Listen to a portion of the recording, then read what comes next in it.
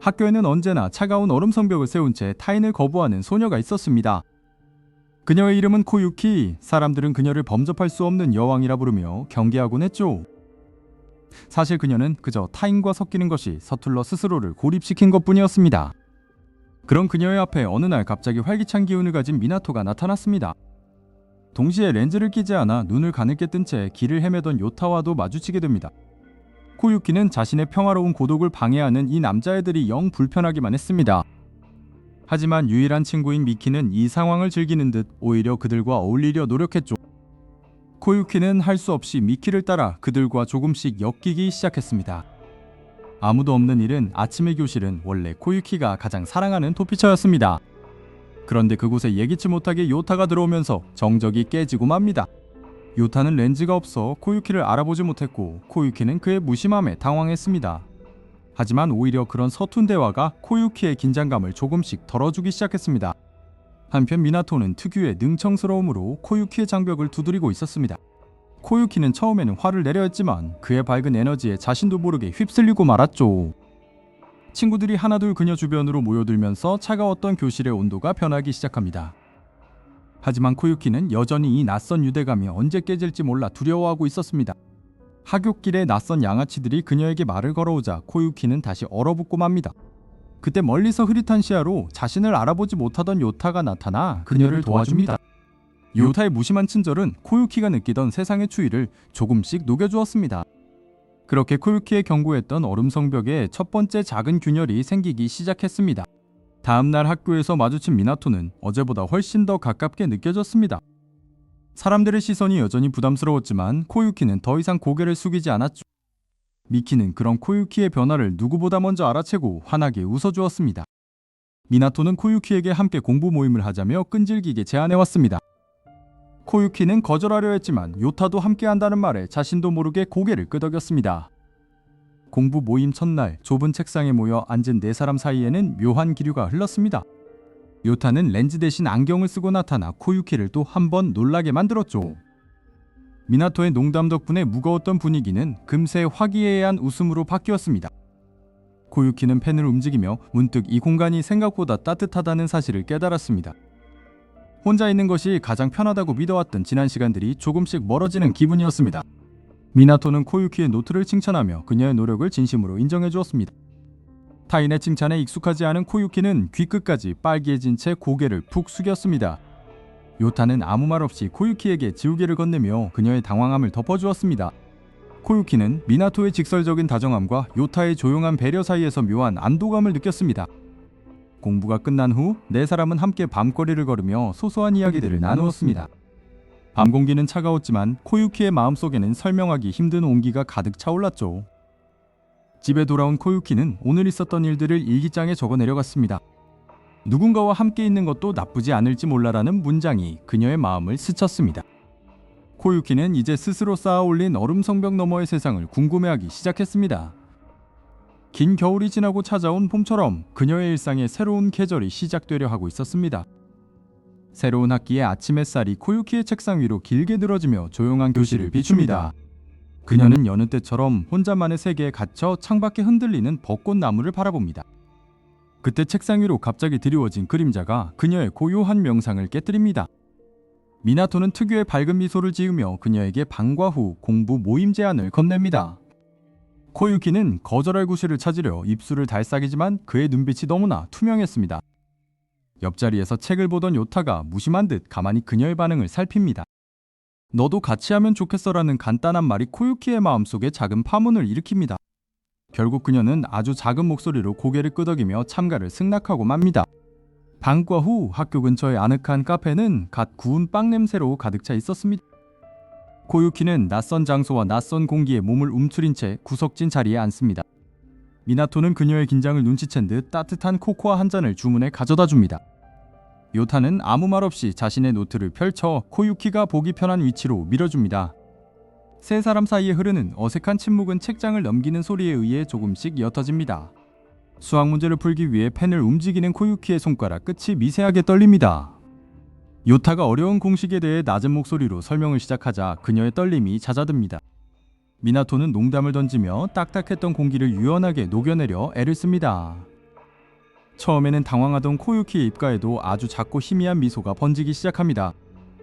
혼자서 도서관에 박혀있을 때와는 전혀 다른 종류의 충만함이 그녀를 감쌉니다. 어느덧 창밖은 짙은 남색으로 물들고 카페의 조명은 더욱 선명해집니다.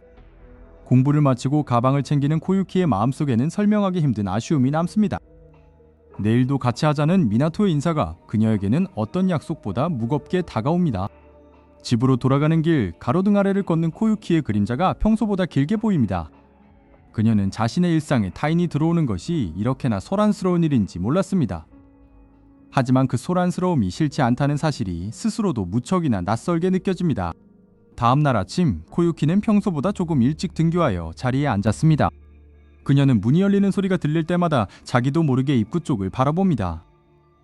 요타가 들어오며 눈이 마주치자 코유키는 아주 짧게 목례를 건넵니다.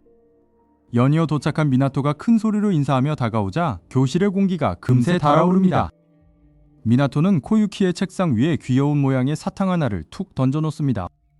사탕 껍질이 햇빛에 반사되어 보석처럼 반짝이는 것을 코유키는 홀린 듯 바라봅니다. 점심시간 세 사람은 옥상 벤치에 나란히 앉아 각자의 도시락을 펼칩니다. 코유키는 미나토의 수다스러운 이야기를 들으며 소리 없이 웃음을 삼킵니다. 바람에 날리는 머리카락을 귀 뒤로 넘기며 그녀는 처음으로 이곳이 편안하다고 생각합니다. 하지만 마음의 성벽이 낮아질수록 가슴 깊은 곳에 숨겨두었던 불안이 고개를 듭니다. 이 따뜻함이 사라지면 나는 다시 예전처럼 혼자 견딜 수 있을까라는 의문이 듭니다. 요타는 그녀의 갑작스러운 침묵을 감지하고 조용히 우유팩을 건넵니다. 그의 말없는 배려 덕분에 코유키는 다시금 현재의 온기에 집중하기로 마음먹습니다. 방과 후 복도를 걸어가는 세 사람의 발걸음 소리가 경쾌하게 울려 퍼집니다. 얼음처럼 차갑기만 했던 그녀의 세계에 조금씩 봄의 기운이 스며들고 있었습니다. 그러나 교문 앞에 서 있는 낯선 인물을 발견한 순간 코유키의 표정이 급격히 굳어집니다. 그녀의 평온을 깨뜨릴 과거의 그림자가 눈앞에 다시 나타난 것입니다. 멀리서 들려오는 불길한 소음과 함께 겨우 녹아가던 그녀의 마음이 다시 얼어붙기 시작했습니다. 갑작스러운 천둥 소리와 함께 코유키의 어깨가 눈에 띄게 떨리기 시작했습니다. 그녀의 뇌리에는 어린 시절 홀로 남겨졌던 비 오는 날의 기억이 파도처럼 밀려왔습니다.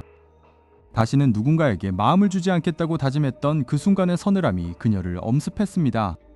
그 순간 차가운 복도 끝에서 누군가 달려오는 급박한 발소리가 들렸습니다. 숨을 헐떡이며 나타난 미나토의 얼굴에는 오직 코유키에 대한 걱정만이 가득했습니다. 그는 주저없이 자신의 겉옷을 벗어 코유키의 떨리는 어깨 위로 덮어주었습니다. 코유키는 낯선 온기에 고개를 들어 미나토의 눈을 빤히 바라보았습니다. 뒤이어 나타난 요타는 묵묵히 우산을 건네며 그녀의 곁을 지키겠노라 다짐했습니다. 혼자 견뎌야 한다고 믿었던 성벽에 금이 가기 시작한 것은 바로 그때였습니다. 코유키는 떨리는 목소리로 자신이 왜 사람들을 멀리했는지 처음으로 입을 열었습니다. 상처받는 것이 두려워 먼저 등을 돌렸던 비겁한 자신의 모습을 그녀는 고백했습니다. 미나토는 그녀의 고백을 조용히 듣더니 따뜻한 미소로 화답했습니다.